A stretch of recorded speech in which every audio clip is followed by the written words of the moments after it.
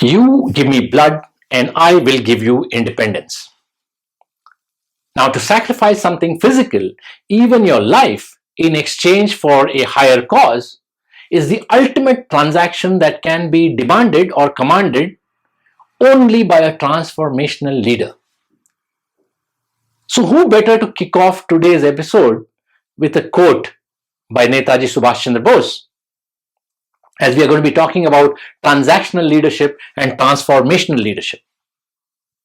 So welcome to another episode of Careertainment, your channel for career resources for professional managers, entrepreneurs, and students.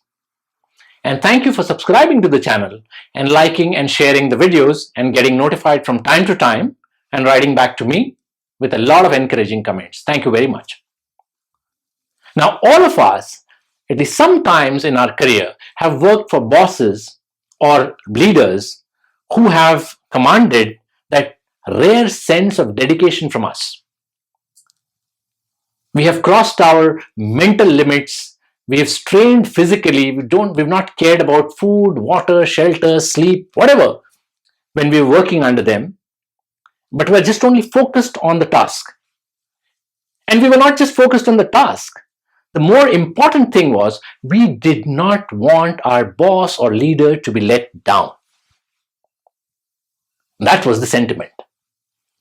Now, any leader who evokes this kind of sentiment by inspiring us is a transformational leader. As against, let's say, a transactional leader who's also a great leader, who also motivates and gets the job done, but then there's a little difference. Probably the relationship lasts from job to job. And unlike in a transformational leader where you end up feeling exhilarated and wanting more, when it comes to transactional leadership, you feel a little fatigued and want a break. You just know that this is transactional and this is transformational, right? So transformational leaders don't just achieve their objective in the present, but lay down a roadmap for future, thus creating a legacy not just for themselves, but for the organization, the enterprise, countries, even social movements. And all of us want to be transformational leaders in our own small way, or even in a big way, right?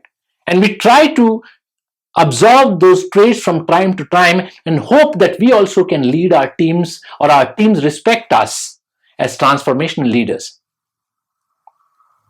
And that's the reason why I started the example of Netaji, the epitome of transformational leadership. And strangely, the examples in the army are many, probably because they deal with a lot of men and deal with two extremes. One on side is complete life, give up your life. On the other side, a cause that probably cannot be explained to common people. It's not very crystallized. So an amorphous cause on one side and a transaction of life on the other side brings about a leadership trait that is transformational. Field Marshal Sam Manekshaw, the man who created Bangladesh, or Napoleon Bonaparte before him in the early days. If you read his biography, it's just amazing. Or Chhatrapati Shivaji Maharaj before that. What stories, what legends of transformation leadership that you can get from the life of Shivaji Maharaj.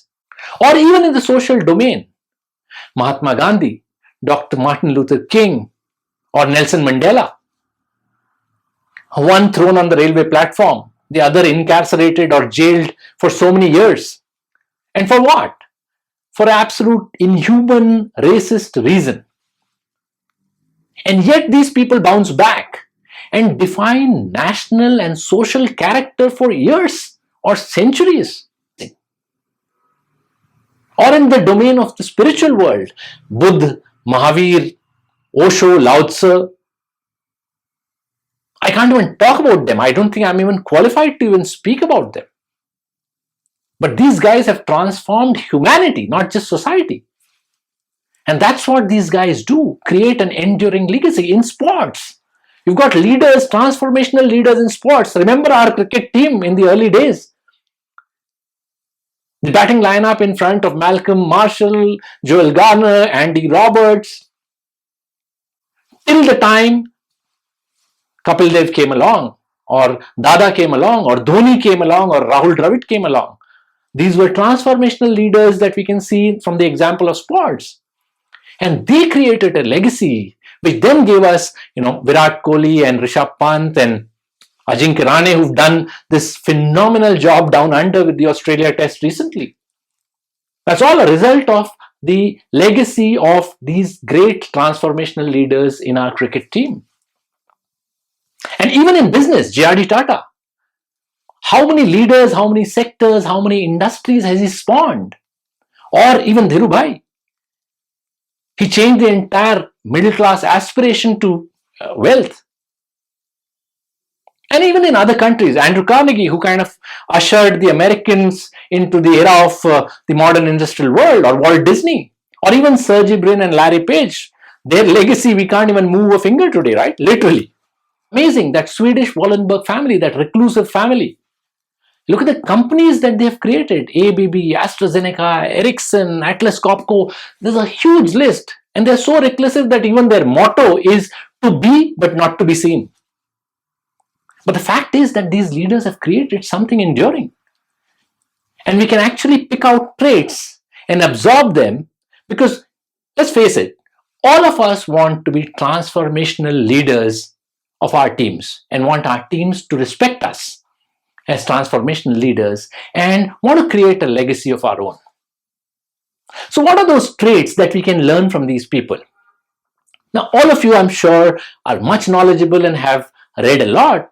I have done a lot of reading myself, and I've picked out some traits which I feel are important, and I'll share that with you in today's video and hope it helps.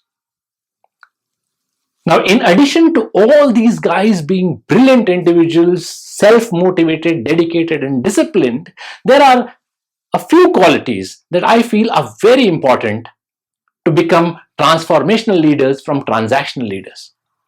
And it's quite strange. Many of them have a common trait. The first amongst them is simplicity. Without exception, I've seen that these guys come across as very simple in their behavior and attitude. No pretensions. In fact, their greatness is in being ordinary. They don't wear their leadership on their sleeve. Look at Sam Manekshaw, the earlier example. After the war, when we won, he did not go to the front to even sign the Treaty of Surrender or the Declaration of Surrender. He just left it to General Arora. He was the right man, of course, but he gave the entire credit to him. Have you seen Dhoni? After every cricket win, he used to be conspicuous in his absence. So he tucked away on some side in one corner. You never saw him with his, cup in the center and celebrating. He's always on the side as a team man. So these guys are almost shy.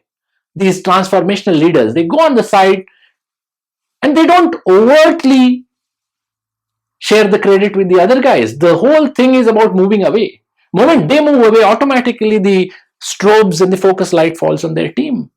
So these guys are amazingly simple. Look at Ratan Tata, for example. You almost think that he doesn't want to be there in any of the functions that are there to facilitate him. So simplicity is the first quality that at least I found. Try to develop that and be genuine about it, because if you feel that I'll try to pretend to be simple so that the strobes and the focus comes on me, then nature has a funny way of knowing this, that you're faking it, right? Second, ethics. This is a zero compromise zone. I think they draw a line on the stone with this. What better example than the Tata Group, for example, JRD, and the values and the qualities that he espoused that made the group so famous. Or that legendary example out of Shivaji Maharaj's history, right? That Kalyan Subedar's daughter-in-law after the war or the battle that he won, in the manner that you are supposed to deal with women, written in stone, no compromise, zero compromise. So ethics after simplicity is one great quality that came across to me. The third, I thought, was these guys are very clear about the concept of give and take. Now I'm going to take a little minute to explain this. It's very important. Because in a transactional relationship, what happens is that you're focused on taking away from the relationship. Whereas in a transformational relationship, you're focused on giving into the relationship. And that's the difference. Take out from the relationship and give into the relationship. And these guys have understood this very well. The transformational leaders will always look at giving into the relationship. In fact, what can they give to the relationship so that what is it that the other guy can take out of the relationship? It's not about what can I take out of the relationship. And I think they learn it from nature. It's absolute nature. For example, the trees never take anything from you. The sun doesn't demand anything. They keep giving. For those of us doing yoga or pranayama, I mean, you just focus on throwing the breath out, giving. And automatically the lungs are filled in. Nature gives it back to you. And that's a reality. Try it. The spiritual masters do it. They're only in giving. You talk about taking, they're only about giving to you. Giving advice, giving goodness, giving blessings. And that's how nature functions. That's the rule of nature, to give, not to take. And transformational leaders in any business enterprise or any enterprise are focused on giving into the relationship so that the other guy benefits by taking out. So that's the third thing they have mastered. The fourth thing is they have understood the currency of leadership and relationship. And when I say currency, it's very important. Normally, in a transactional leaders or leadership, you deal in the currency of something tangible or physical. But transformational leaders deal in the currency of emotion. Anything that you do today, any interaction that you do can be transformed from the level of functional and tangible into something completely emotional. For example, it's one thing to say to a youngster that I'll pay you salary, a huge salary, a bonus, ESOPs, etc. That's one way of saying it. But there's another way of saying it that, all right, let's try to achieve something which your family, your community, your friends are going to be proud of. You've said actually the same thing.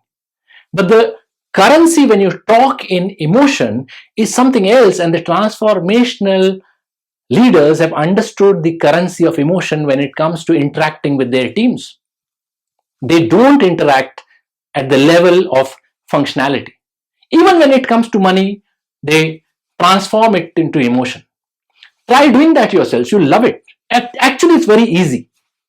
But don't fake it, because if you fake it, then again, nature has a funny way of finding out. And finally, the transformational leaders know how to convert individual emotional aspirations into collective aspirations.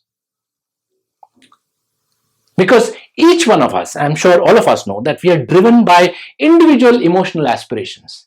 And they can be varied. I might be emotionally charged because of, let's say, environment. Somebody else could be because of underprivileged, doing service for the underprivileged. Third guy could be for something else. So there are so many different ways and emotional charges that people have.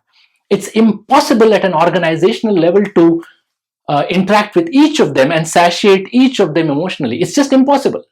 In a large organization, however much you do your annual appraisal, sit with them one-on-one, you cannot satiate individual emotional aspirations of each members of your team. So what do these guys do, the transformational leaders? The transactional guys will try to talk to you on a one-on-one basis, but the transformational guys know that it's impossible. It's physically impossible. It's in fact a divine impossibility.